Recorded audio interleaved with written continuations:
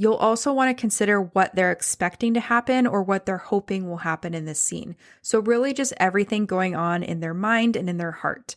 And this is important to establish at the beginning of each scene because it's going to help contextualize everything that happens in the rest of the scene. It's also going to help you write realistic behavior because you'll better understand what's fueling and motivating your character as they navigate the external events of the scene. Welcome to the Fiction Writing Made Easy podcast. My name is Savannah Gilbo, and I'm here to help you write a story that works. I want to prove to you that writing a novel doesn't have to be overwhelming. So each week, I'll bring you a brand new episode with simple, actionable, and step-by-step strategies that you can implement in your writing right away. So whether you're brand new to writing or more of a seasoned author looking to improve your craft, this podcast is for you. So pick up a pen and let's get started. In today's episode, we're going to do something a little fun and a little different. Since we're nearing the end of 2022, I thought it could be fun to continue with last week's theme of lessons learned over the last 12 months. I hope some of the lessons that you've learned this year have come from this podcast, and I hope you walked away each week with a new strategy to implement or a new idea to explore. And I hope you're closer to accomplishing all of your big, beautiful writing goals as well.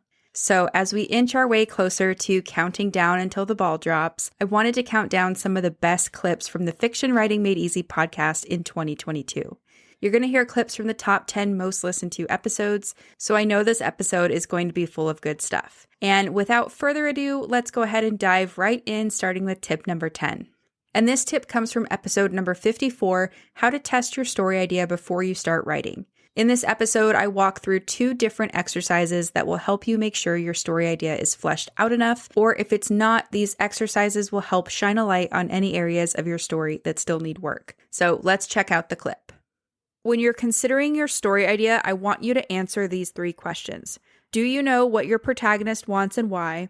Do you know what kind of conflict your protagonist will face? And do you know what's at stake for your protagonist if they succeed or fail? And if you don't know the answer to these questions, I suggest looking to your genre for clues. So if you know that you're writing an action story, then the genre framework tells you that A, your protagonist wants to defeat the antagonist to save lives, most likely including their own life.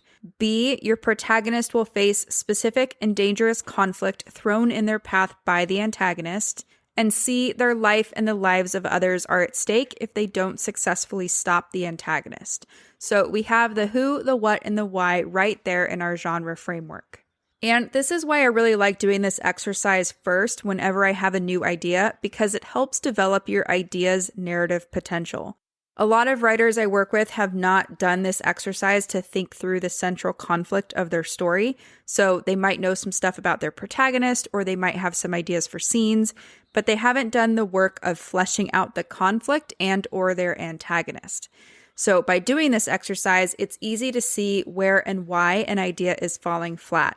And to me, if an idea does fall flat in this 1 to 2 sentence summary, that never means that the idea is terrible or that the story shouldn't be written.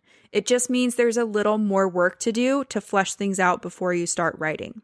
And as a little bonus tip to that tip, I just want to say that it doesn't have to feel like the most exciting idea at this stage, but you should at least be able to see a story starting to take shape. So do you see conflict? Do you see a protagonist with agency that you can imagine? Does the story interest you? Do you think it has commercial potential? You know, all these things. So it doesn't have to be perfect. We're not aiming for perfection. We just want to make sure that the key ingredients you need to write a fully fleshed out story are present. So that's tip number 10. You want to test out your story idea before you spend all of your time writing 60, 70, 80, 90,000 words, whatever it ends up being.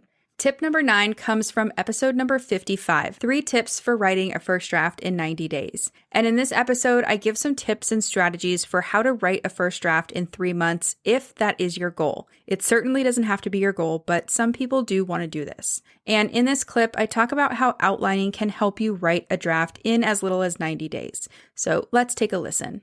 I know some of you don't like to outline, so that's totally fine if you're in that camp, but I will say that every single writer I've worked with who doesn't like outlining usually comes around to the value of outlining after they see how much time and energy an outline can save. And not only that, but there really is a way to make the outlining process feel as fun and creative as writing is.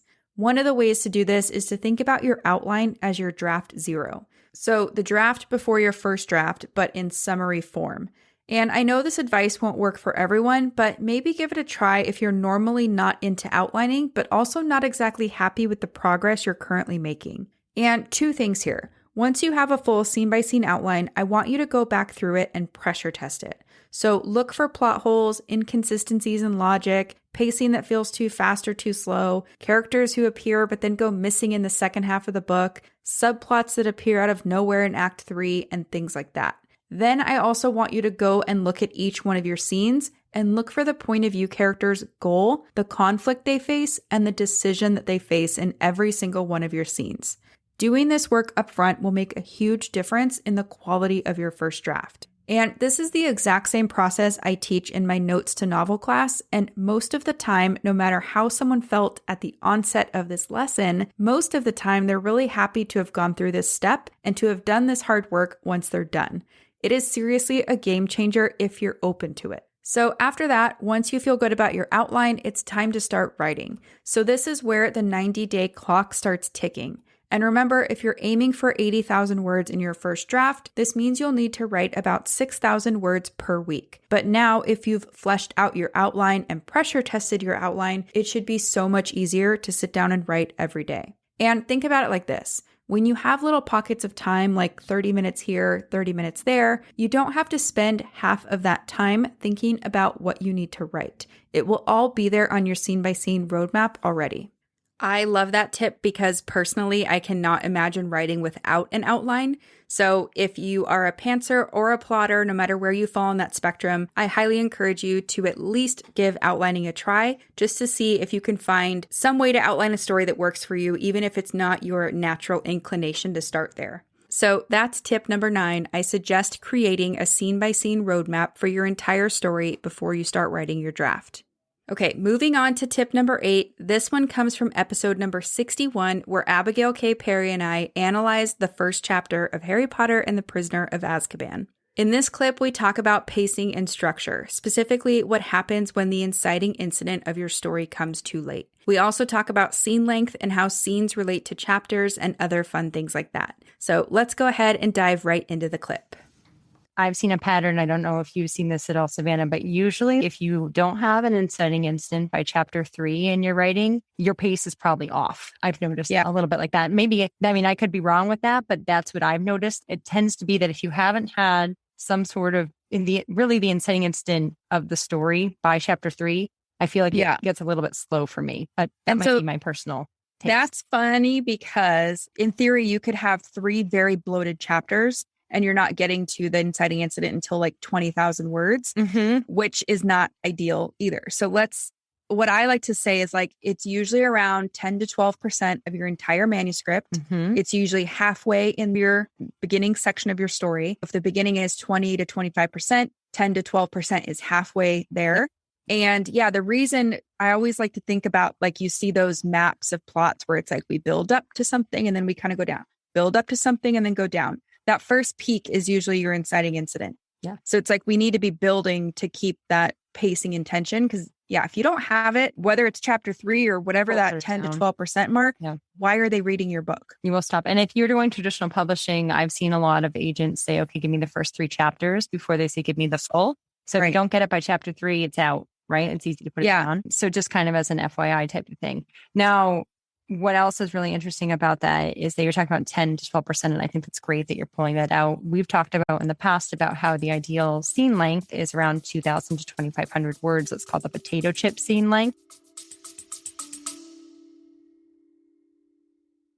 Have you been dreaming of writing a novel, but you don't know where to start? Or maybe you've tried writing, but you keep getting stuck halfway through a draft? If so, I have a free training you're going to love. It's called 3 Things You Need to Write Your Novel in 2025, and in this free 60-minute training, I'll share the exact same process my clients and students have used to go from idea to completed manuscript in just months, not years. You'll also learn why most writers never finish their drafts, and spoiler alert, it's not a lack of talent or good ideas, as well as how to overcome feelings of perfectionism, self-doubt, and overwhelm that stops many new writers in their tracks. You can register for this free training at savannahgilbo.com/masterclass. So one more time, that's savannahgilbo.com/masterclass to register for the free training. I hope to see you there.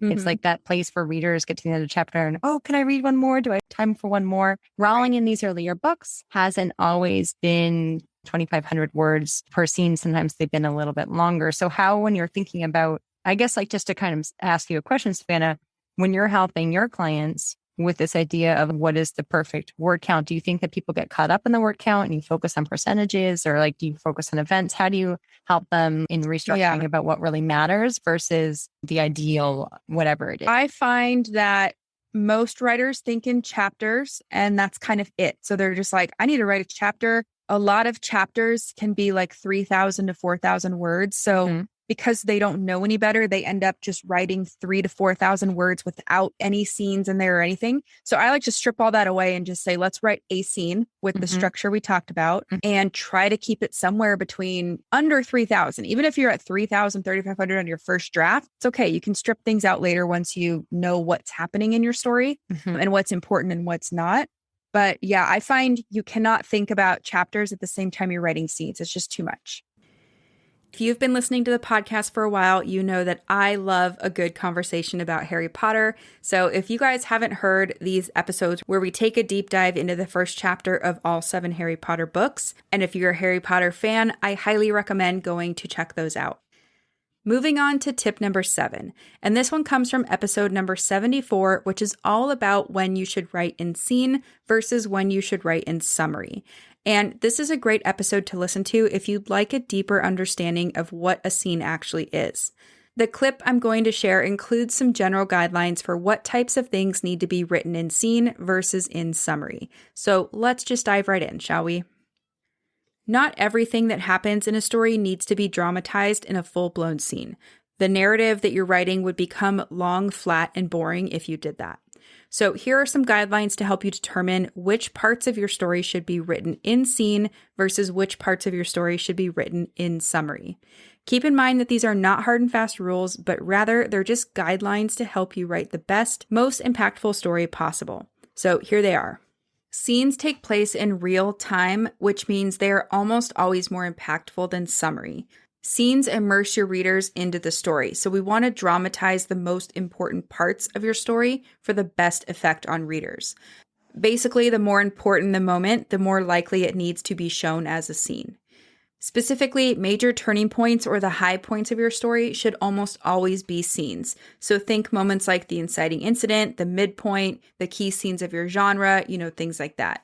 Any moment that the story has been building and building and building up to should be a scene as well. So again, turning points, think the global climax of your story. If you're writing something like a romance, a first kiss, or a character's reuniting, if you're writing, let's say, a fantasy and your character's learning how to wield magic, we definitely want to see them express everything they've learned on the page, things like that. If you're working with multiple plot lines, all of the major events of the primary plot line should most likely be a scene. The less important plot line or the less important point of view, the more you can get away with summarizing important events or having those events happen off page. But if they are key events, you still want to be a little careful there. Essentially, if the moment significantly progresses the character arc, the plot, or the theme, then it really should be shown as a scene that unfolds in real time.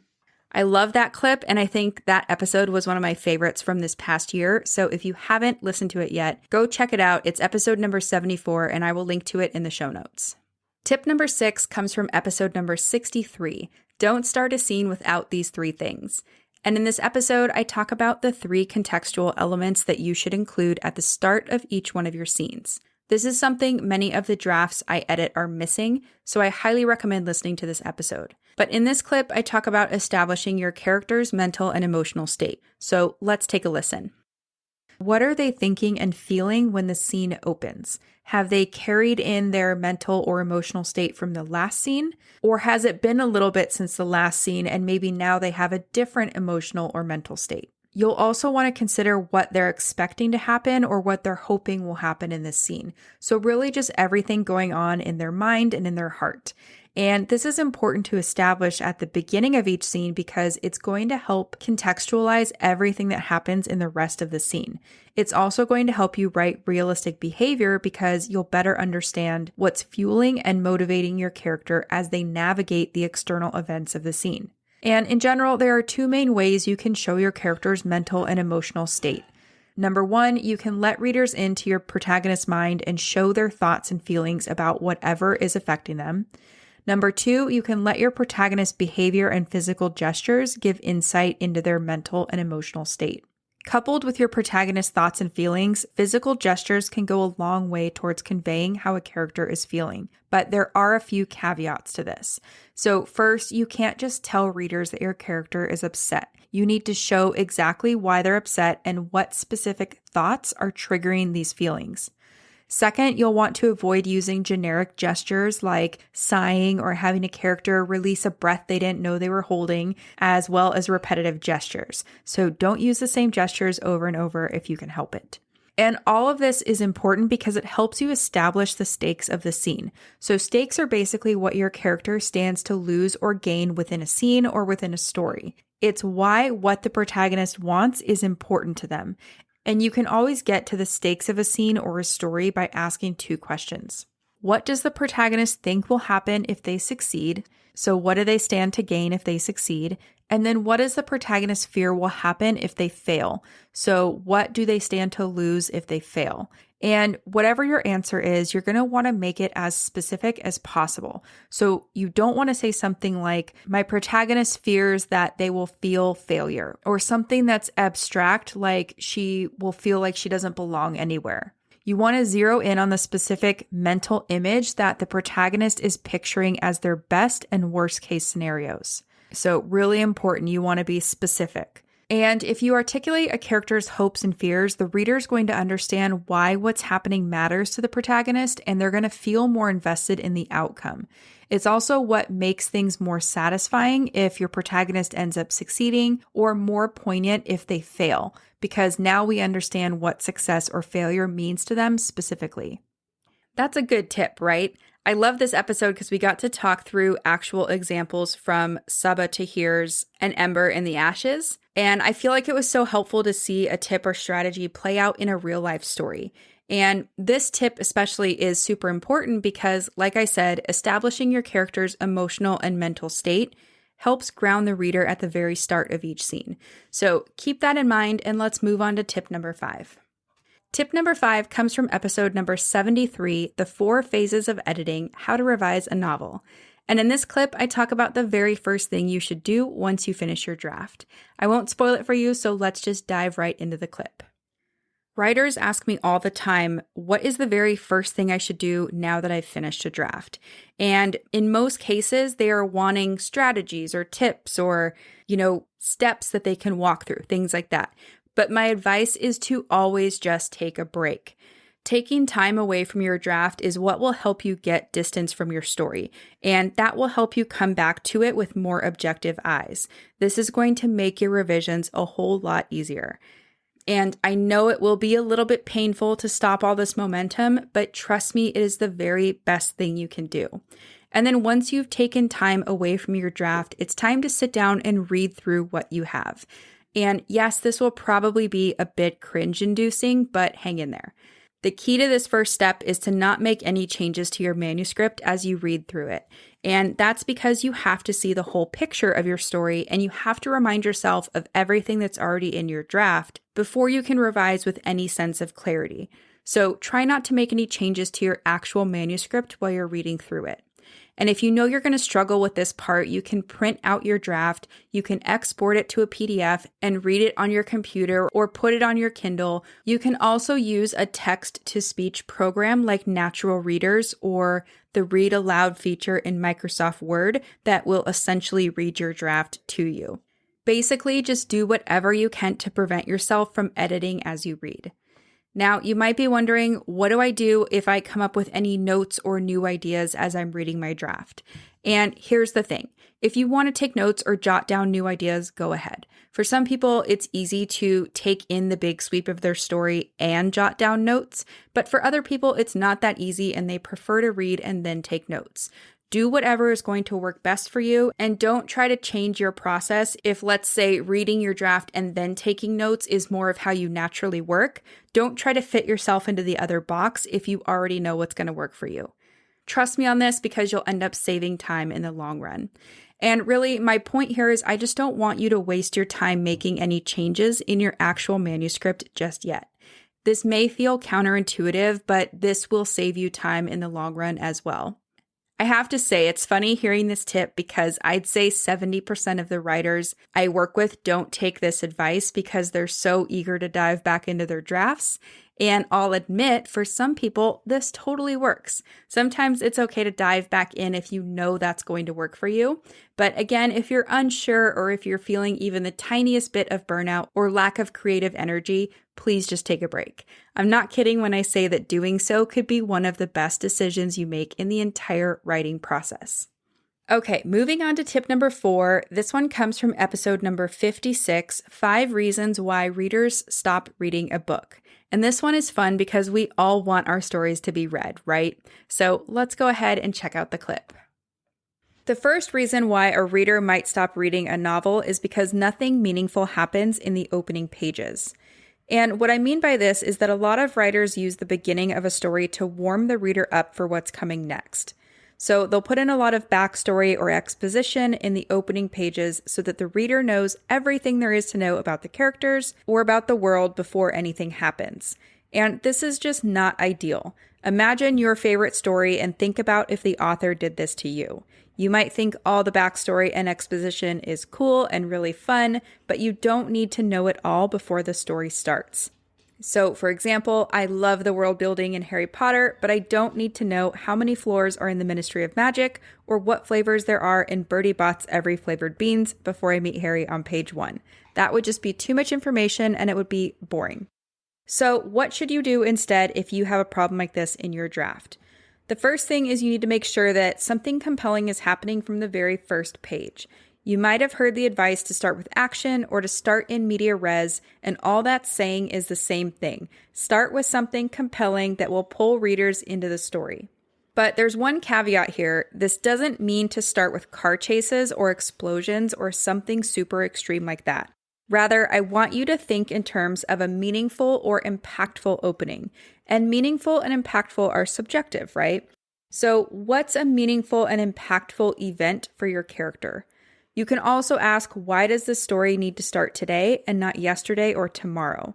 Because you're looking for the moment that things start to change for your protagonist, even if they don't know it just yet. This is usually a good indicator of when your story should start. And then don't feel like you need to tell readers everything. Instead, just give them enough context to understand what's happening in the scene or the story present, but not much more. You can save all of that for a later scene or chapter. That's a good one, right? I love that episode, and I normally don't ever go back and listen to the episodes once they're published, but to make this roundup, I had to re-listen to the ones I'm including clips from. And this one about why readers might stop reading your book is a really good one. I kind of forgot how much I liked that one, so it was really fun to go back and listen to it. Definitely add that to your list of episodes to check out if you haven't heard it, especially if you're in the editing or querying phase. It will probably be super helpful. And speaking of querying, tip number 3 comes from episode number 58, which is all about how to avoid some of the biggest querying mistakes I see writers make. In this clip, I talk about what happens when a query letter is too vague, and this is something I see all the time. So let's check it out. The next mistake I see writers make when it comes to query letters is that they write a summary of their story that is super vague. So they'll use vague and non-specific language, or they'll hint at things in a way that doesn't make sense to someone with no knowledge of the story. So, for example, I read a query last week that said something like, when the protagonist goes to XYZ land, his powers will be tested. But that doesn't really tell us anything. So we can't imagine what that looks like or why this person's going to be tested or what being tested even means.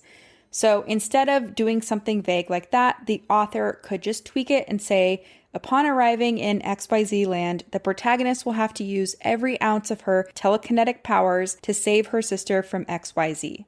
So, of course, fill in the specifics for XYZ, but I hope you can see that example's a little more specific and it hints at the protagonist's goal and what's at stake. Now, as I mentioned earlier, the sole purpose of your query letter is to give agents and editors just enough information about your story so that they will want to read more. So at the very, very least, you need to include these things. Number 1, a character that readers can care about. Number 2, an indication of what that character wants and why. Number 3, the conflict that gets in their way. And number 4, what's at stake if they don't get what they want. If you're not clear about those 4 things in your query letter, it's most likely going to fall flat. And out of those 4 things, the one that I see left out the most is what's at stake. So if you're writing a query letter or if you've already written one, go double check that you've included what's at stake and that what's at stake is clear enough to somebody with no knowledge of your story. I know I'm biased, but I think this is such a good tip. And honestly, the advice to be specific and not vague is something that you can apply to all different types of things when it comes to writing. So what does your character want? Don't be vague, be specific. What is your character worried about in a scene? Be specific. When I'm drafting, I actually keep a sticky note on my desk that says be specific in all caps because it's such a helpful reminder. So feel free to steal that and make your own sticky note with be specific in all caps if you want to. Okay, moving on to tip number 2. This one comes from episode number 67 that's all about the pros and cons of indie publishing. And in this episode, I shared just that. Some of the pros and cons to consider if you're thinking about indie publishing or if you're trying to choose the best publishing path for you. So let's take a listen. Pro number 4 is that indie publishing can help you get an agent or a publisher. So if you self-publish and do well, agents and publishers might come to you. This could result in a much better deal than you would get as a first-time author with no evidence of sales. So as an example, consider authors like Andy Weir, who wrote The Martian. So that started out as a self-published ebook and then went into audio and eventually became a big-time movie. There's also E.L. James, who wrote 50 Shades of Grey. So that was first self-published. So was Colleen Hoover's book Slammed. There's also Bella Andre, Hugh Howey, A.G. Riddle, and many, many others. So long story short, if you want to get a traditional publishing deal, this could be a good way to skip the slush pile and gain experience and grow your audience as an indie author. I had a lot of feedback on this particular episode, and a lot of writers wrote in saying that they didn't even know this was an option or something that happens in real life, but it totally is. It's not something that will work for everyone or for every story, but if you put in the time to write a good story, if you work with the appropriate people to get your book edited and produced, and if you work hard to market your book, then who knows? You could be on this list of self-published authors turned traditionally published authors someday as well. And speaking of traditional publishing and marketing your book, tip number 1 comes from episode 66 that's all about the pros and cons of traditional publishing. And this clip is all about one of the cons of traditional publishing. So let's take a listen. Con number 4 is that traditional publishing does not offer significant marketing help. And if you're multitasking at this part of the episode, I want you to pay attention to this one part because it's really important. So a traditional publisher is not going to help you market your book in any kind of significant way unless you get a big advance. And by that, I mean high 5 or 6 figures. If a book gets a big advance, the publisher has a big stake in earning that money back and will put more effort into marketing. But for the vast majority of traditional publishing deals, a big marketing budget and plan is not going to be a part of it. This means that no matter how you decide to publish your book, you are going to have to be engaged in selling it and getting it in the hands of readers. These days, readers want authors who are accessible, and agents want authors who are actively engaged with readers in an authentic way. This is what agents and publishers mean when they ask writers about their platform. They're basically asking, do you have people interested and waiting to buy this book?